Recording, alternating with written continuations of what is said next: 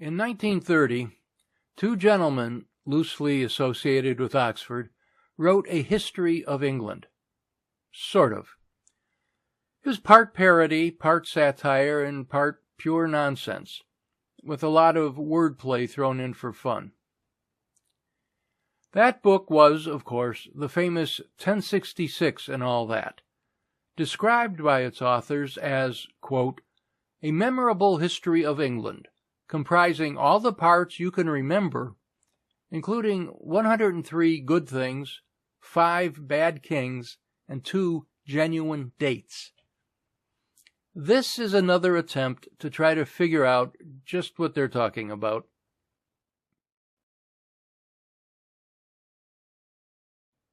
Chapter 5.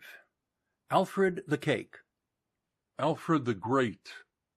We can't even get past the section heading this time. King Alfred was the first good king, with the exception of good King Wenceslas, who, though he looked forth, really came first.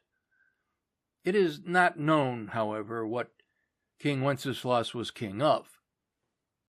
Wenceslas was not a king in his lifetime. He was Duke of Bohemia, an area which is part of today's Czechia. The song says he looked out, not forth. And worse yet, the tune was from an old Finnish springtime song, an Easter carol, if you will. Alfred ought never to be confused with King Arthur, which the authors do throughout the chapter. Equally memorable, but probably non-existent, and therefore perhaps less important historically, unless he did exist. The King Arthur we know from Broadway, Disney, and Monty Python did not exist. Over the decades, even centuries, a number of men existed, probably, who exhibited some of the characteristics of the person we call Arthur, and were therefore influential in his various creations, but he did not exist. There is a story that King Arthur, Alfred, once burnt some cakes belonging to Mrs. Girth. The woman's name was never recorded. A great lady of the time, at a place called Atheling. In all versions of the tale, she is merely referred to as, quote, a peasant woman, unquote. Atheling was a title used to designate someone of noble birth. It evolved into the title of the crown prince or heir apparent, similar to how we use Prince of Wales these days. Alfred's fort was Athelney. As, however, Alfred could not have been an incendiary king and a good king, we may dismiss this story as absurd. Absurd? This entire chapter is absurd, as is most of the book. And in any case, the event is supposed to have occurred in a marsh where the cakes would not have burned properly. The cakes burned just fine. Confer the famous lines of poetry about King Arthur and the cakes. Then slowly answered Alfred from the marsh. Arthur, Lord Tennyson. Now, Tennyson's name was also Alfred, and he wrote no poetry about the older Alfred. The Idylls of the King was about Arthur. The only sentence in this chapter that makes any sense at all. Chapter 6. Ex-Galahad and the British Navy. Who? Someone who was formerly Galahad? King Arthur invented conferences because he was secretly a weak king, and liked to know what his memorable 1001 Nights wanted to do next. 1001 Nights is a collection of Middle Eastern folk tales combined in the Arabic language during the Islamic Golden Age, 8th to 13th centuries. It is often known as English as the Arabian Nights or 1001 Arabian Nights. It was also used by the lunatics at Warner Brothers Animation Division as a framing device for the Bugs Bunny movie 1001 rabbit tails. As they were all perfectly jealous knights, he had to have the memorable round table made to have the conferences at, so that it was impossible to say which was top knight. Parfait, an antiquated dialect term for perfect. So, believe it or not, it's actually used correctly in this sentence. Who'd have believed it?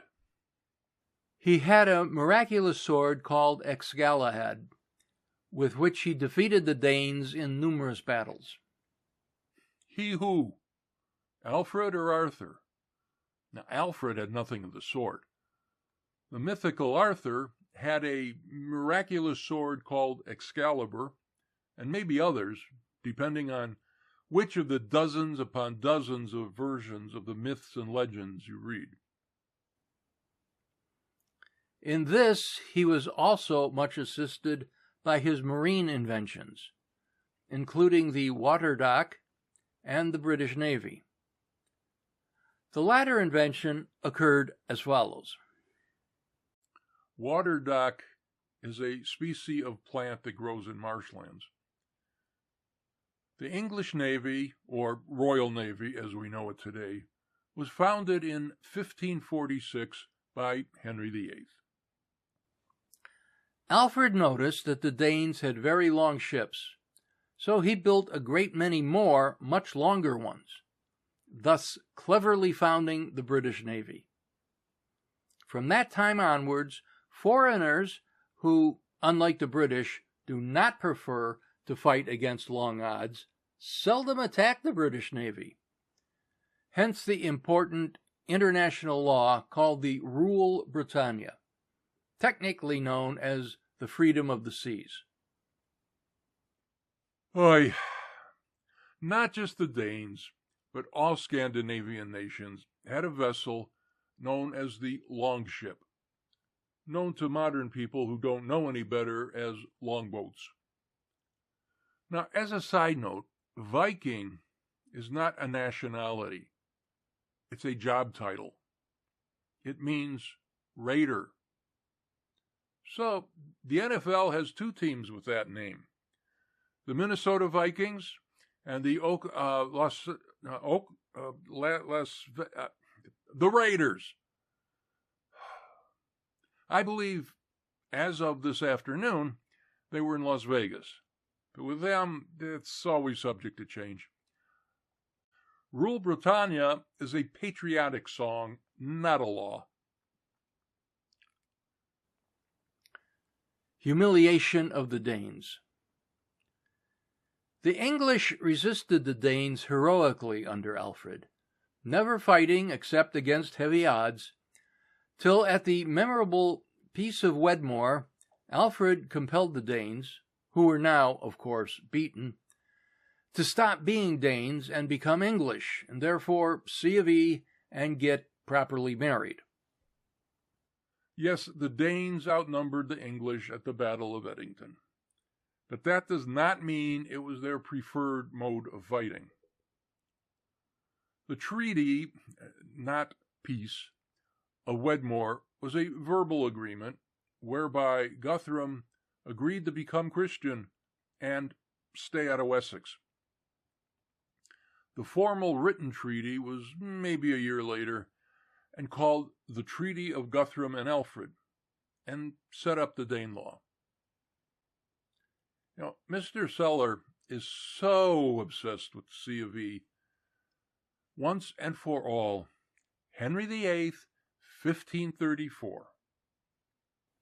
For this purpose, they were made to go back and start again at Thanet, after which they were called in the future Thanes instead of Danes, and were on our side and in the right and very romantic. It's sheer nonsense. Chapter 7. Lady Windermere, Age of Lake Dwellers. Alfred had a very interesting wife called Lady Windermere, the Lady of the Lake, who was always clothed in the same white frock, and used to go bathing with Sir Lancelot. also of the lake, and was thus a bad queen. It was also in King Arthur's time that the Anglo-Saxon Chronicle was published. This was the first English newspaper and had all the news about his victories and Lady Windermere and the cakes, etc. If your only exposure to the Arthurian legendarium, besides this book, is Camelot, The Sword and the Stone, and Monty Python, both Holy Grail and Spamalot, you're missing about 80% of the story. And that 80% contradicts itself 60% of the time. For now, let's just note that in this chapter, only Alfred, the Anglo-Saxon Chronicle, which was not a newspaper, and the cakes were real. Windermere is the largest lake in Britain, located in Cumbria, about as far from Wessex as you can get and still be in England. Alfred's wife was called Ealhswith. Arthur, Lancelot, and the Lady of the Lake are, of course, from the various mythical Arthurian legends. 5, 6, and 7. 3 more chapters dealt with. Pay attention now. There will be a quiz at the end of chapter 10. So feed the cats, then go study.